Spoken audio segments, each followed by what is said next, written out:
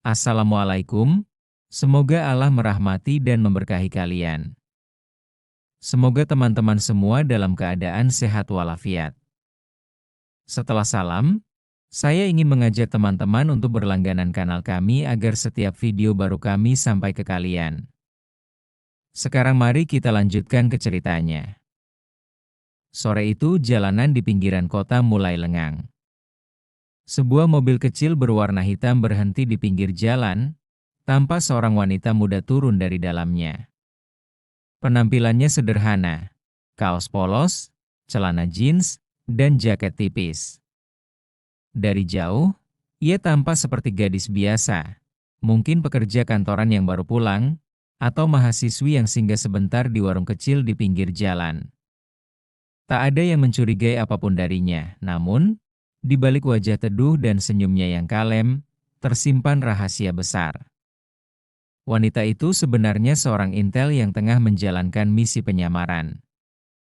Ia sengaja memilih lokasi rawan pungli karena ada laporan warga tentang sekelompok oknum polisi yang kerap beraksi di sana, memalah pengendara dengan berbagai alasan. Benar saja, tak lama setelah ia turun, dua motor patroli datang dari arah berlawanan.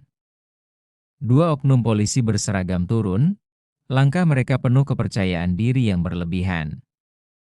Salah satu dari mereka menyalakan senter kecil meski hari belum terlalu gelap, seolah sedang razia resmi. Mbak sini sebentar, teriak salah satu polisi dengan nada arogan sambil melambaikan tangan. Wanita itu menoleh, mengangguk sopan, lalu mendekat. Ada apa, Pak? Tanyanya tenang. Polisi pertama menyipitkan mata, menatap dari kepala hingga kaki. Kamu tahu nggak, parkir di sini tuh nggak boleh? Bisa kena tilang. Kalau nggak mau ribet, ya ngerti sendirilah, katanya sambil mengisyaratkan dengan jari. Jelas meminta uang. Polisi kedua menambahkan, suaranya lebih keras. Kami lagi baik-baik nih. Kalau sampai dibawa ke kantor, bisa panjang urusannya. Jadi, ayo keluarin uang sekarang. Minimal 1 juta biar urusannya cepat selesai. Beberapa orang yang berada di warung sekitar memperhatikan dari jauh, tapi tak ada yang berani mendekat. Mereka sudah sering melihat kejadian seperti ini. Warga biasa hanya bisa diam, takut menjadi sasaran berikutnya. Wanita itu terdiam sejenak. Ia berpura-pura gugup, merogoh tas kecilnya, dan mengeluarkan dompet. 1 juta, Pak? Banyak sekali, saya cuma punya ini, ucapnya lirih sambil menunjukkan beberapa lembar uang kecil. Polisi pertama tersenyum sinis. Wah, jangan main-main sama kita. Kalau nggak punya uang, ya tinggal kita bawa aja ke kantor. Kamu bisa habis diinterogasi. Mau begitu? Ancamnya, sambil menepuk-nepuk tongkat kecil di tangannya. Wanita itu menunduk, pura-pura takut. Tapi di balik wajah yang menunduk, matanya berkilat tajam. Ia tahu, ini saat yang tepat untuk menjebak mereka. Perlahan, tangannya masuk ke dalam jaket, meraba sesuatu yang diselipkan di pinggang. Polisi kedua mendekat lebih agresif, bahkan sempat menyentuh lengan wanita itu. Udah cepat. Jangan bikin kita marah. Kamu kira kita nggak berani? Bentaknya, dan pada saat itulah, dalam sekejap, suasana berubah. Wanita itu bergerak cepat, memutar tubuh, menepis tangan polisi dengan teknik yang terlatih, lalu mengunci pergelangan tangannya. Dalam hitungan detik, polisi kedua yang tadi arogan sudah meringis kesakitan. Polisi pertama terbelalak, tak percaya seorang gadis biasa bisa bergerak secepat itu. Kerumunan kecil di sekitar warung sontak terperanjat. Beberapa orang bahkan langsung menutup mulut, menahan teriakan. Mereka tidak pernah melihat seorang perempuan melawan aparat seperti itu, apalagi dengan keahlian yang begitu rapi. Wanita itu lalu mendekat ke telinga polisi yang tangannya ia kunci. Dengan suara rendah tapi tegas, ia berbisik, "Kalian sudah salah pilih korban. Aku bukan perempuan sembarangan." Dan sekarang giliran kalian yang kena masalah. Polisi pertama kaget setengah mati.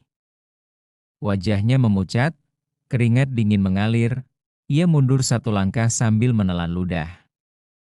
Semua kesombongan yang tadi ia pamerkan mendadak hilang. Berganti ketakutan, misi penyamaran intel itu baru saja dimulai. Dan dua oknum polisi itu tak pernah menyangka. Mangsa, mereka hari itu justru adalah jebakan yang akan membuat nama mereka hancur di depan umum. Angin sore berhembus pelan di sepanjang jalan raya, namun ketegangan di satu titik kecil jalan itu terasa menusuk. Nisa, intel muda yang sedang menyamar, masih berdiri tegar meski dua oknum polisi di depannya semakin arogan. "Cepat keluarkan uangmu, atau motor kamu kami tahan di pos," bentak salah satu polisi, dengan nada penuh kesombongan. Ia bahkan sengaja menepuk-nepuk kap motor Nisa dengan keras, seakan menunjukkan siapa yang berkuasa di situ. Beberapa warga yang tadi sempat melintas memperlambat langkah, pura-pura menonton dari kejauhan. Ada yang berbisik lirih, "Kasihan cewek itu, polisi sekarang makin berani aja." Namun tak ada yang berani mendekat. Semua tahu risiko kalau ikut campur urusan aparat yang sedang bertindak semena-mena. Nisa menghela napas dalam-dalam. Dalam hatinya ia bergumam, "Aku sudah cukup sabar." Mereka tidak tahu siapa lawannya. Ia tahu misi utamanya sebenarnya bukan mencari masalah, melainkan mengumpulkan data soal pungli jalanan yang belakangan sering dikeluhkan warga. Tapi ketika kesombongan dua polisi itu semakin menjadi-jadi, rasa kesalnya tak terbendung. "Pak, saya sudah bilang, saya tidak salah. Kalau memang ada tilang resmi, keluarkan suratnya. Kalau tidak, saya tidak akan bayar," ucap Nisa. Suaranya dingin namun tegas. Polisi yang lebih tua menyeringai sinis, "Wah, keras kepala juga kamu. Ya, jangan sok ngajarin kami hukum. Kami polisi, kami atur jalan ini," bentaknya sambil meraih tangan Nisa dengan kasar, seolah ingin menariknya dari motor. Itulah detik yang membuat Nisa akhirnya bergerak. Dalam sekejap, ia melepaskan genggaman tangan si polisi dengan teknik sederhana tapi efektif. Tubuhnya berputar cepat, lalu satu tendangan presisi mendarat tepat di pergelangan kaki si polisi. "Arg!" Polisi itu menjerit, tubuhnya oleng lalu terjatuh ke aspal. Warga yang menonton dari kejauhan langsung bersorak kecil. Mereka tidak menyangka cewek yang kelihatannya hanya pengendara biasa bisa melumpuhkan seorang polisi dengan begitu cepat. Polisi satunya, yang tadi ikut mengancam, terperangah melihat rekannya jatuh tersungkur. Wajahnya pucat, tapi ia masih mencoba menutupi rasa takut dengan teriakan lantang. "Berani kamu melawan polisi? Kamu bisa masuk penjara." Nisa menatap tajam, matanya seperti elang yang siap menerkam. Ia merogoh saku jaketnya, lalu mengeluarkan kartu identitas khusus. Dengan suara lantang ia berkata, "Dengar baik-baik. Aku bukan cewek biasa. Aku anggota intelijen kepolisian khusus. Dan kalian berdua baru saja tertangkap basah melakukan pemalakan." Suasana mendadak hening. Warga yang menonton makin mendekat, sebagian mengangkat ponsel untuk merekam. Polisi yang masih berdiri langsung kaku, wajahnya pucat pasi. Rekannya yang terkapar di tanah hanya bisa meringis kesakitan. Nisa berdiri tegak di hadapan mereka, tubuh mungilnya seakan berubah menjadi sosok yang mengintimidasi. Dengan nada penuh wibawa ia melanjutkan, "Kalian pikir bisa main-main di jalan ini? Hari ini juga kalian akan dikenakan tindakan disiplin. Tidak ada yang kebal hukum, bahkan kalian yang menyandang seragam." Warga bersorak lantang, ada yang berteriak, "Hidup Ibu Intel! Hajar saja, Bu, biar kapok mereka." Detik itu, rasa sombong kedua polisi langsung luntur. Wajah mereka berubah ketakutan. Mereka sadar, permainan kotor mereka akhirnya berbalik jadi bumerang. Suasana sore itu benar-benar berubah menjadi medan dramatis. Kerumunan warga yang awalnya hanya menonton kini mulai bersorak, memberi dukungan kepada Nisa. Beberapa pengendara motor berhenti, orang-orang dari warung-warung di dekatnya ikut keluar, dan suara kamera ponsel berdenting non-stop, merekam setiap detik kejadian. Dua oknum polisi itu kini benar-benar ketakutan. Polisi pertama masih terduduk di aspal, wajahnya pucat pasi, tubuh gemetar, sementara polisi kedua berdiri limbung, menatap Nisa dengan mata terbuka lebar. Kesombongan yang dulu mereka pamerkan hilang seketika, digantikan rasa takut yang begitu nyata. Nisa menatap keduanya dengan tajam, langkahnya perlahan maju. Ia membuka jas hujannya sedikit, memperlihatkan ID Intel khusus yang tergantung di lehernya. Cahaya sore memantul di permukaan logam kecil di ID itu, menegaskan otoritasnya. Dengar baik-baik, katanya tegas. Suaranya terdengar jelas oleh semua orang di sekitar. Kalian berdua baru saja tertangkap melakukan pemalakan dan penyalahgunaan wewenang. Dan semua ini terekam. Setiap kata, setiap tindakan kalian, tercatat untuk laporan resmi. Tidak ada kompromi. Kerumunan makin riuh, beberapa orang bersorak. Hajar! Hajar! Teriak mereka. Sebagian lagi memotret dan merekam video untuk bukti di media sosial. Polisi kedua mencoba membela diri, tapi suaranya gemetar. Bu, maaf. Kami nggak sengaja, kami hilaf.